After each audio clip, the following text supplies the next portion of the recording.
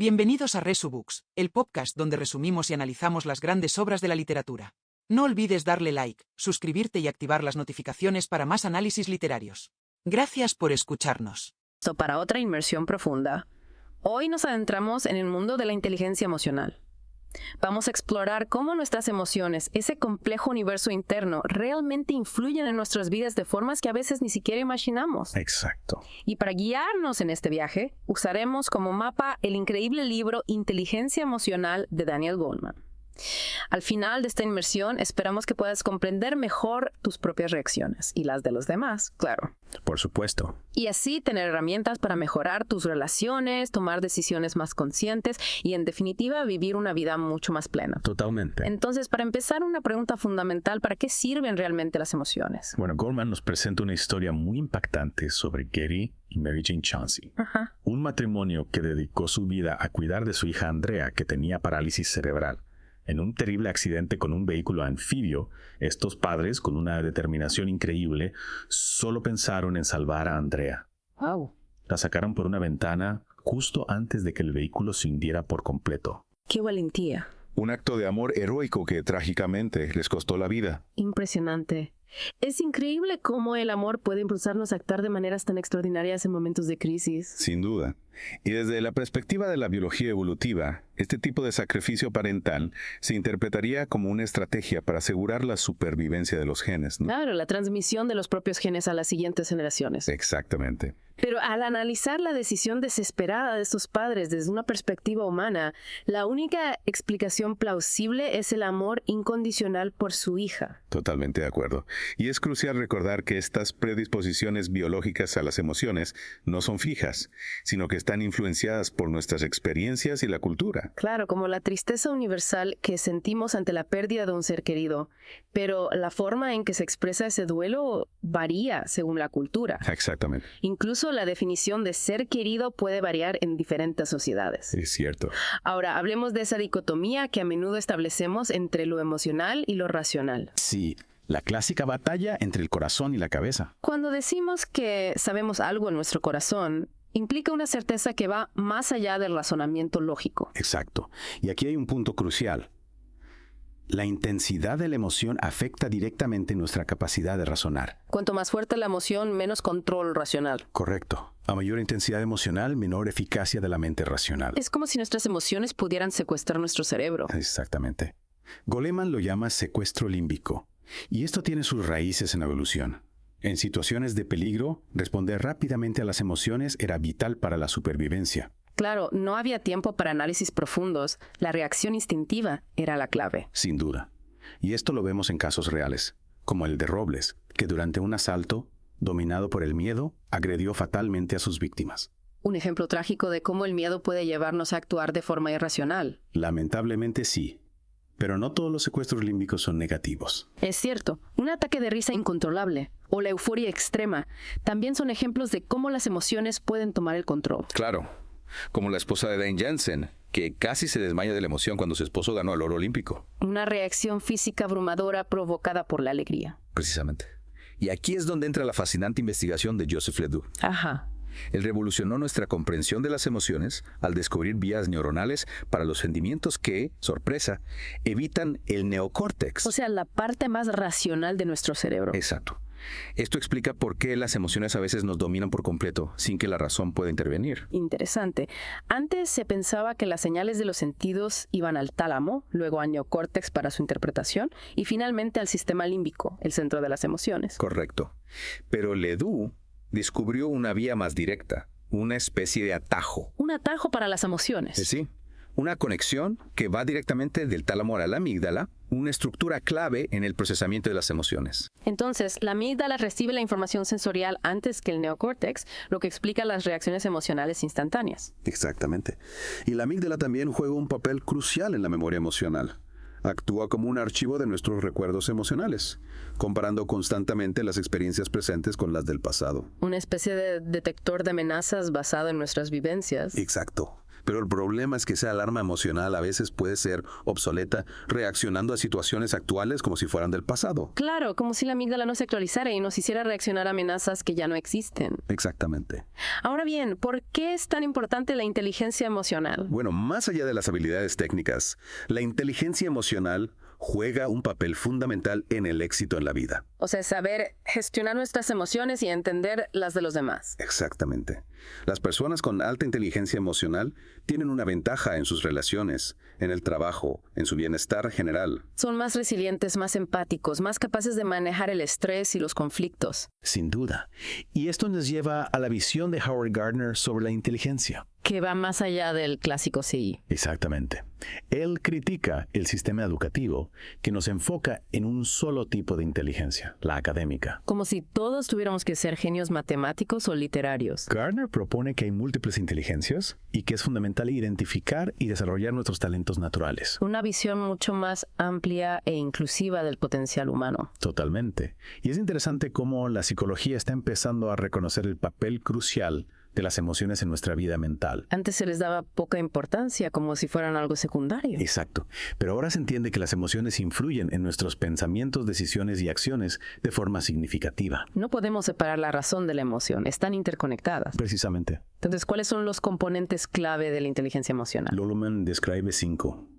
La autoconciencia, la autorregulación, la motivación, la empatía y las habilidades sociales. Un conjunto de habilidades que nos permiten navegar por el complejo mundo de las emociones. Y la buena noticia es que estas habilidades se pueden aprender y mejorar con la práctica. No estamos condenados a ser esclavos de nuestras emociones. Podemos aprender a gestionarlas. Exacto. Y hablando de autoconciencia, ¿cómo la describirías? La autoconciencia es esa capacidad de prestar atención a nuestros estados internos, a las emociones, pensamientos y sensaciones. Como si tuviéramos un observador interno que nos permite tomar distancia de la vorágine emocional. Exactamente. Y esto implica poder nombrar nuestras emociones, entender qué las desencadena y cómo nos afectan. No solo sentir, sino también comprender nuestras emociones. Y para eso necesitamos activar el neocórtex, la parte más racional de nuestro cerebro. La que nos ayuda a ponerle palabras a lo que sentimos. Exactamente. La autoconciencia es la base de la inteligencia emocional, el primer paso para poder regular nuestras emociones. Es decir, no solo ser conscientes de lo que sentimos, sino también poder controlarlo. Correcto. Y Meyer propone diferentes estilos de autoconciencia, desde los que están hiperconectados con sus emociones hasta los que las aceptan sin intentar cambiarlas. Una amplia gama de formas de relacionarnos con nuestro mundo interno. Sin duda. Y la intensidad con la que experimentamos las emociones también varía mucho de una persona a otra. Algunos son más intensos, otros más apacibles. Como el estudiante de Wiener, que parecía no sentir casi nada, incluso en situaciones de peligro. O Gary, el cirujano brillante pero emocionalmente plano. Extremo de un espectro emocional. Exacto. Y cuando nos enfrentamos a emociones negativas persistentes, a veces solo nos quedan nuestros propios recursos para lidiar con ellas. Herramientas internas para navegar por la tristeza, la ansiedad, la frustración. Peace encontró que hay varias estrategias, pero algunas pueden ser contraproducentes. Claro, como aislarse cuando uno se siente deprimido. Exactamente. Eso puede empeorar las cosas. Ella descubrió que la socialización, si se usa para distraerse de la tristeza, es la más efectiva. Buscar la compañía de otros para levantar el ánimo. Exactamente. ¿Y qué pasa con la ira? Esa emoción tan poderosa que a veces nos domina. Bueno, la ira surge ante la amenaza, ya sea física o a nuestra autoestima. Sentirse atacado, insultado, menospreciado. Exacto.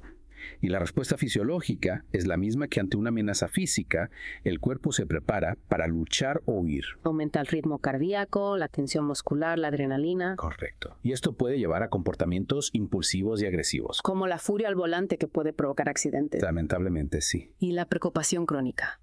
¿Cómo se manifiesta ese secuestro emocional más sutil pero persistente? La preocupación crónica se caracteriza por una ansiedad constante, pensamientos recurrentes negativos, dificultad para concentrarse. Una mente que no para de dar vueltas a los problemas, generando aún más ansiedad. Y lo curioso es que la preocupación, según Borkovec, puede actuar como un mecanismo de defensa. ¿De defensa? ¿Contra qué? Contra la ansiedad misma. ¿Cómo es eso posible? Al mantenernos ocupados con pensamientos, evitamos las sensaciones físicas de la ansiedad. Una especie de distracción mental que nos protege de sentir la ansiedad en el cuerpo. Exactamente. Fascinante. Y cuando nos sentimos tristes o melancólicos, ¿qué podemos hacer? Bueno, además de la socialización, la distracción puede ser una herramienta muy útil. Alejar la mente de los pensamientos negativos que alimentan la tristeza. Actividades como leer, ver una película, salir a caminar, cualquier cosa que nos ayude a cambiar el foco de atención. Desconectar del bucle de la tristeza. Exacto. Y en algunos casos, expresar nuestras emociones, hablar de lo que nos duele, puede ser liberador. Como escribir sobre una experiencia traumática, por ejemplo. La investigación de Pennebaker ha demostrado que eso tiene beneficios para la salud. Escribir como una forma de terapia. Exactamente. Y esto nos lleva a otro punto importante. La represión emocional. La tendencia a negar o ignorar las emociones, especialmente las negativas. Hay personas que simplemente no están en contacto con sus emociones por diversas razones. Experiencias traumáticas en la infancia, un entorno familiar que no validaba las emociones. O incluso factores genéticos. La represión emocional puede tener consecuencias negativas para la salud física y mental. Sin duda. Y luego está la impasibilidad, que es una forma de disociación leve.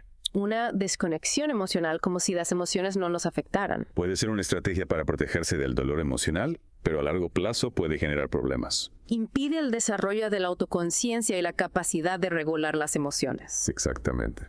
Y hablando de regular las emociones, ¿qué papel juega la motivación en la inteligencia emocional? La motivación es clave para alcanzar nuestras metas y está estrechamente ligada a la capacidad de gestionar nuestras emociones. La perseverancia, el entusiasmo, la capacidad de sobreponerse a los fracasos. Exactamente. Y el famoso experimento del marshmallow demostró la importancia de la gratificación demorada. Los niños que podían esperar para obtener una recompensa mayor mostraban mayor éxito en la vida adulta. Mayor autocontrol, mejor capacidad de planificación, mayor resiliencia. Habilidades que son fundamentales para el éxito en cualquier ámbito. Y nuestros estados de ánimo también influyen en nuestra forma de pensar. Un estado de ánimo positivo nos hace más creativos, más flexibles, más capaces de resolver problemas. Mientras que un estado de ánimo negativo nos lleva a pensamientos más rígidos, pesimistas, catastrofistas. La emoción y la razón van de la mano. Totalmente. Y la esperanza y el optimismo, ¿cómo influyen en nuestra inteligencia emocional? El optimismo es un predictor del éxito mucho más fiable que el sí. Las personas optimistas tienden a perseverar más, a ver los desafíos como oportunidades, a no rendirse fácilmente. Y la buena noticia es que el optimismo se puede aprender. No es solo un rasgo de personalidad, sino una habilidad que podemos desarrollar. Exactamente. Y la clave está en la autoeficacia, la creencia en nuestra capacidad para lograr lo que nos proponemos. La confianza en nosotros mismos, la convicción de que podemos superar las dificultades. Y esa confianza se fortalece al superar retos, al adquirir nuevas habilidades, al salir de nuestra zona de confort. El éxito genera más éxito. La confianza genera más confianza. Exactamente. Y cuando encontramos actividades que nos desafían y nos apasionan, podemos experimentar el estado de flujo que describe Csikszentmihalyi. Ese estado de concentración total, de inmersión en la actividad, donde el tiempo parece volar. En el flujo, la mente y el cuerpo trabajan en armonía, sin distracciones, sin emociones negativas. Un estado de máxima productividad y creatividad. Y también de gran satisfacción personal. Ahora, hablemos de la empatía. Esa capacidad de comprender y conectar con las emociones de los demás. La empatía es la base de las relaciones interpersonales saludables. La capacidad de ponernos en el lugar del otro, es sentir lo que él siente. Y no solo comprender, sino también responder de forma adecuada a las emociones del otro. Exactamente.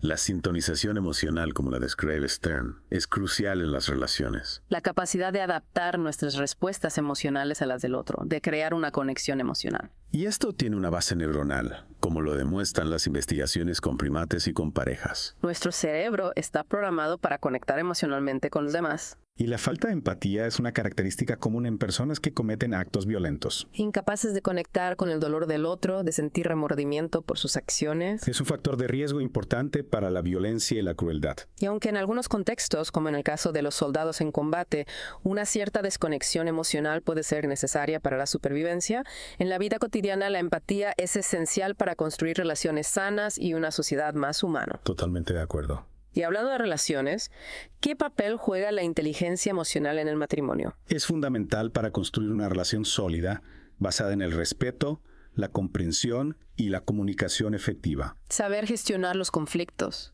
expresar las emociones de forma asertiva, empatizar con la pareja. Y establecer acuerdos para regular las emociones cuando la situación se calienta. Como los tiempos fuera, para calmarse y retomar la conversación desde un estado más tranquilo. Exactamente. Y también es importante ser conscientes de los pensamientos negativos que podemos tener hacia la pareja, esos que nos hacen reaccionar de forma exagerada. Cuestionar esas interpretaciones negativas, buscar otras perspectivas. La terapia cognitiva de Beck puede ser muy útil en este sentido. Y en el trabajo, ¿cómo se manifiesta la inteligencia emocional? La inteligencia emocional en el trabajo se traduce en liderazgo efectivo, trabajo en equipo, comunicación asertiva, gestión de conflictos. Habilidades que son cada vez más valoradas en el mundo laboral. Y un ejemplo dramático de la falta de inteligencia emocional es el del accidente aéreo que mencionamos antes. Donde el capitán, dominado por la ira, ignoró las advertencias de su tripulación. Una tragedia que pudo haberse evitado si hubiera habido una mejor comunicación y trabajo en equipo. Y la crítica destructiva, esa que tanto daño puede hacer en el ambiente laboral. Ataques personales, sarcasmo, desprecio, humillación. Un veneno para la motivación y la autoestima. La alternativa es la crítica constructiva, que se centra en la conducta, no en la persona. Y ofrece soluciones, no solo reproches. Exactamente. Y el prejuicio, esa lacra que aún persiste en muchos ámbitos, incluyendo el laboral. Discriminación, exclusión, falta de oportunidades. Como el caso de Sylvia Skeeter en Denny's, víctima de un claro prejuicio racial. Es fundamental combatir el prejuicio con firmeza, establecer normas claras de tolerancia cero. Y la inteligencia emocional puede ayudarnos a identificar y abordar el prejuicio de forma efectiva. Un feedback sutil, pero directo y claro, puede hacer que la persona reflexione sobre su comportamiento. Y la cooperación entre personas de diferentes orígenes, trabajando juntas hacia un objetivo común, puede romper estereotipos y fomentar la comprensión mutua. Totalmente. Y para terminar, hablemos de la conexión entre la mente y el cuerpo. Nuestras emociones tienen un impacto directo en nuestra salud física. El estrés, la ansiedad, la tristeza, la ira crónica pueden debilitar nuestro sistema inmunológico y aumentar el riesgo de enfermedades. El descubrimiento de Adler sobre la capacidad de aprendizaje del sistema inmunológico fue revolucionario. Demostró que la mente y el cuerpo están interconectados de forma mucho más profunda de lo que se pensaba. Y la investigación ha confirmado que las emociones negativas crónicas duplican el riesgo de enfermedades. Asma, artritis, migrañas, úlceras, enfermedades cardíacas. La lista es larga. Y el aislamiento social también es un factor de riesgo importante. Mientras que las relaciones sociales sólidas y el apoyo emocional actúan como protectores. La conexión humana es esencial para nuestra salud física y mental. Y expresar nuestras emociones, hablar de nuestros traumas, puede ser terapéutico. Como la escritura expresiva que estudió Pennebaker. O los grupos de apoyo donde las personas pueden compartir sus experiencias y emociones en un entorno seguro y comprensivo. La medicina del futuro debe tener en cuenta la dimensión emocional de la salud. Prevenir y tratar las enfermedades no solo desde el punto de vista físico, sino también emocional. Una visión holística del ser humano, donde la mente y el cuerpo se integran en un todo. Bueno, esta ha sido una inmersión profunda en el mundo de la inteligencia emocional, un tema apasionante y complejo. Espero que te haya inspirado a reflexionar sobre tus propias emociones y cómo puedes gestionarlas de forma más inteligente. Y te dejo con una pregunta. ¿Qué pequeño paso puedes dar hoy mismo para cultivar una mayor conciencia y un mejor manejo de tus emociones?